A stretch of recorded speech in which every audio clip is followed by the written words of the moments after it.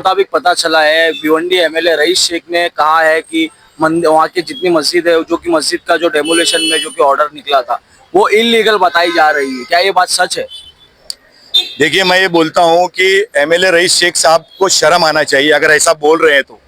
सच्चाई यही है कि जिन मस्जिदों से, जिस मेंबर से उनके लिए अपील की गई कि भाई मुसलमान कैंडिडेट है, कौम का कैंडिडेट, इसको जिता दो, आज उसी मस्जिद को तोड़वाने के लिए, बिल्डरों को फायदा पहुंचाने के लिए उस मस्जिद को तोड़ने की बात कर रहे हैं। टैग न्यूज ऑफिशियल में आपका स्वागत है। मैं हूं अल्तमश शेख। जैसे कि इस वक्त मैं मौजूद हूं मंत्रालय के ठीक सामने। आज अपना अर्बन डेवलपमेंट में एक मीटिंग ली गई थी भिवंडी एमएलए जनाब अबू आसिम आजमी द्वारा। भिवंडी में जो कि एक हफ्ते से हाहाकार मचा हुआ है, भिवंडी के लोग वर्सेस एमएलए रईस शेख, जो कि सोशल मीडिया पर दिख के आ रहा है। ये हमारे साथ हिंदू समाज के, दलित समाज के, मुस्लिम समाज के रिप्रेजेंटेटिव भिवंडी के खड़े हैं, जो कि भिवंडी में डीपी प्लान को लेकर डेमोलेशन का जो कि मामला सामने आया था, जिसे शादाब उस्मानी हाईलाइट कर रहे थे। हमारे साथ मौजूद है शादाब भाई। शादाब भाई से हम जानना चाहते हैं, शादाब भाई क्या बात हुई आज मंत्रालय में ऑफिसर्स के साथ? अबू आसिम आजमी ने क्या कहा जो कि डीपी प्लान को लेकर जो कि मसले चल रहे हैं, बहुत से लोगों के घर टूट जाएंगे, मंदिर मस्जिद को लेकर जो इशू आ रहा है उसके ऊपर क्या कहना चाहते हो?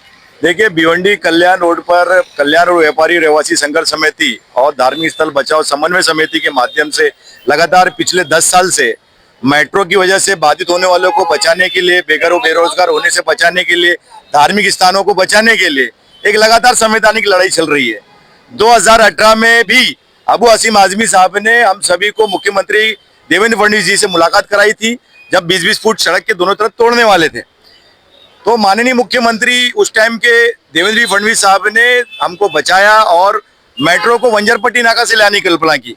लेकिन वंजरपट्टी नाका से किसी टेक्निकल कारण की वजह से नहीं जाने की वजह से वापस कल्याण रोड पर आया मामला, और उस पे कल्याण रोड पर सड़क के दोनों तरफ 20-20 फुट तोड़कर मेट्रो ले आने की कोशिश हुई। इस बात को देखते हुए लगातार आंदोलन चालू हो गया, और आंदोलन को देखते हुए राज्य सरकार ने खासतौर पर मौजूदा मुख्यमंत्री देवेंद्र फडणवीस और उप मुख्यमंत्री एकनाथ जी शिंदे साहब ने 1700 करोड़ रुपया खर्चा करके मेट्रो को भूमिगत करने का निर्णय ले लिया है, जो रिसेंटली 2 महीना पहले फैसला हो चुका है।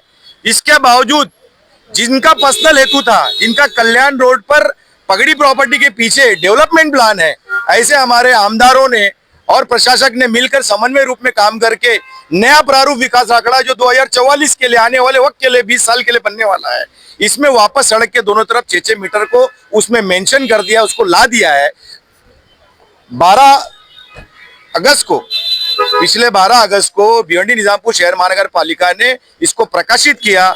इस बात की दखल देकर वापस कल्याण रोड व्यापारी रहवासी संघर्ष समिति ने सारी मालूमात इकट्ठा करने के बाद 4 दिन पहले पत्रकार परिषद रखी थी, और हमने भिवंडी शहर के सारे नागरिकों को, साथ ही नेताओं को ये अपील की थी कि ये बोगस डेवलपमेंट प्लान है, ये बिल्डरों का डेवलपमेंट प्लान है।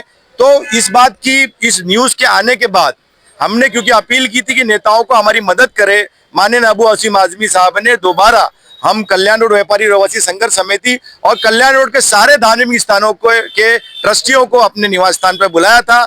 निवास स्थान पर बुलाने के बाद उन्होंने पूरी बात सुनने के बाद इस बात को गंभीरता से संज्ञान लेते हुए तत्काल उप मुख्यमंत्री एकनाथ जी शिंदे साहब से मीटिंग ली। हम सभी को ले गए, वहां मुलाकात हुई, शिंदे साहब के सामने बताया गया, बजाते खुद अबू आसिम आजमी साहब ने बताया कि जिस रोड को बचाने के लिए आप 1700 करोड़ रुपया खर्चा करके मेट्रो को भूमिगत कर रहे हैं, सेम रोड को डीपी प्लान में लाकर आपकी उस कल्पना को, हजारों लोग को बेघर बेरोजगार होने से बचाने की कल्पना को, धार्मिक स्थान के बचाने की कल्पना को ठेस पहुंच रही है। इसलिए तत्काल इस डीपी प्लान में 6 मीटर जो सड़क रुंदीकरण राजीव गांधी चौक से टेमघर की है, उसको कैंसिल करके उसमें दुरुस्ती की जाना चाहिए। उप मुख्यमंत्री एकनाथ जी शिंदे साहब ने तत्काल इस बात को संज्ञान में लिया और नगर विकास के जो मुख्य सचिव है उनको फोन पर अवगत कराया कि ये रोड पर जो है इसको दुरुस्ती होना चाहिए, हम इस रोड को बचा रहे हैं और डीपी प्लान में लाकर इसको उड़ना ठीक नहीं है।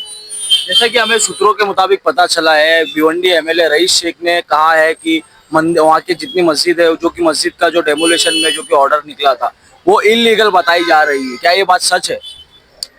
देखिए, मैं ये बोलता हूँ कि एमएलए रईस शेख साहब को शर्म आना चाहिए अगर ऐसा बोल रहे हैं तो। सच्चाई यही है कि जिन मस्जिदों से, जिस मेंबर से उनके लिए अपील की गई कि भाई मुसलमान कैंडिडेट है, कौम का कैंडिडेट, इसको जिता दो, आज उसी मस्जिद को तोड़वाने के लिए, बिल्डरों को फायदा पहुंचाने के लिए उस मस्जिद को तोड़ने की बात कर रहे हैं। इलीगल बात कर रहे हैं, कितने शर्म की बात है भाई। जब इलेक्शन आता है तो भीख मांगते हैं, एक एक के पास जाते हैं, माई बाप वोट दो वोट दो। मस्जिदों से गुहार लगती है कि कौम का कैंडिडेट जीता दो, और जीतने के बाद बिल्डरों के डेवलपमेंट के लिए आप मस्जिद और दरगाह कब्रिस्तान को इलीगल बोल रहे हो। ये निहायत ही शर्म की बात है। आपके चैनल के माध्यम से मैं इस बात का खंडन करता हूँ। जैसा कि हमारे साथ क्या नाम है सर आपका? राम लहारे। राम लारे साहब यहाँ पर मौजूद है, जो कि मंदिर को रिप्रेजेंट करते हैं। तो हमें सुनाई में आया है कि मंदिर भी इलीगल है। रईस शेख साहब का ऐसा कहना है, क्या ये बात सच है? अब रईस शेख साहब ये जो आमदार हुए हैं भिवंडी से, वो एक तो भिवंडी में रहते नहीं है और उन्होंने कभी कोई मंदिर के ट्रस्ट से मिले नहीं या तो कोई मस्जिद के ट्रस्टियों से मिले नहीं कि यहाँ का उनका इतिहास क्या है। हमारी मंदिर जो है ये 50 से 60 साल पुरानी है और वो पूरी लीगल ही है। फिर भी वो कौन से हिसाब से वो इनलीगल ठहरा रहे हैं, वो कौन से हिसाब से इनलीगल बोल रहे हैं, वो उनको ही मालूम है। हम यही कहना चाहते हैं कि जिन मंदिर मस्जिदों के अंदर आप इलेक्शन के टाइम पे आके कौम के नाम पे वोट मांगे, मंदिरों में जाके हमको जिता के दो करके लोगों से वोट मांगे, आज वही मंदिर मस्जिद तुमको इनलीगल लगने लग गए। मतलब ये बहुत शर्म की बात है। ऐसे आमदारों को तो ये सोच के बोलना चाहिए। तो ये कहीं ना कहीं राजकीय साजिश करने की कोशिश यहाँ पे हो रही है, तो ऐसा नहीं होना चाहिए था, हमारा ये कहना है। तो हमारे साथ हमारे दलित भाई भी मौजूद है, जो कि बाबा साहेब अम्बेडकर स्मारक का भी कुछ डेमोलेशन ऑर्डर निकला था, आप वहां से रिप्रेजेंट करते हो, क्या कहना चाहते हो इस जो कि इश्यू चल रहा है भिवंडी में? जो डीपी प्लान लाया यहाँ पे सरकार ने, यहाँ पे जो महानगर पालिका और उसके जो रईस शेख जो है, उन्होंने जो वहाँ पे जो मंदिर मस्जिद दरगाह है, बाबा साहब अम्बेडकर जो चौक है, उनका जो तोड़ने की सही यंत्र जो रखी गई है और गलत से हो रही है। हमें यही कहना है कि रईस शेख से कि भाई ये डीपी प्लान और जो रास्ता रोड का है वो चेंज किया जाए। क्यों माले उधर छोटे छोटे दुकानें बेरोजगार हो जाएंगे वहाँ के लोग, यही मेरा कहना है। तो जैसे तो सर क्या कहना है आपका? अबू आसिम आजमी साहब के साथ में आज मंत्रालय आए थे, क्या बात हुई आप? देखिए हम भिवंडी वालों की तरफ से कल्याण रोड व्यापारी रहवासी संघर्ष समिति और जो हमारे धार्मिक जो हमारी संस्था है उनके सबके तरफ से मैं जनाब अबू आसिम साहब जो है हमारे महाराष्ट्र प्रदेश अध्यक्ष समाजवादी पार्टी के, जिन्होंने आज तक भिवंडी में हमारा सहयोग किया है, और उनका मैं धन्यवाद करना चाहूँगा, क्योंकि उनके साथ सभी हमारे भिवंडी के नागरिक आए और जो हमारे नगर सचिव है श्री गुप्ता साहब, उनसे मुलाकात हुई। उन्होंने इस विषय पर, जैसा कि हमारे उप मुख्यमंत्री एकनाथ शिंदे साहब ने उनको फ़ोन पे अवगत कराया था, जिससे उस पर चर्चा हुई थी, उस विषय का उन्होंने बहुत ही अच्छे तरीके से बारीकी से समझा और इस विषय पे हमको न्याय मिलेगा ऐसे उन्होंने हमको आश्वस्त किया हुआ है।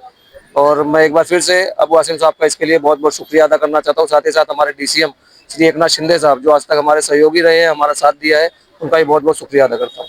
बहुत बहुत शुक्रिया। जैसा कि आप लोगों ने देखा, भिवंडी में एक ही पार्टी के 2 MLA, एक MLA लोगों का घर तोड़वाने पे लगे हुए, दूसरे MLA लोगों का घर बचाने पे लगे हुए। तो देखना यह है कि अभी सरकार क्या एक्शन लेती है, लोगों के लिए लेती है या लोगों के खिलाफ लेती है।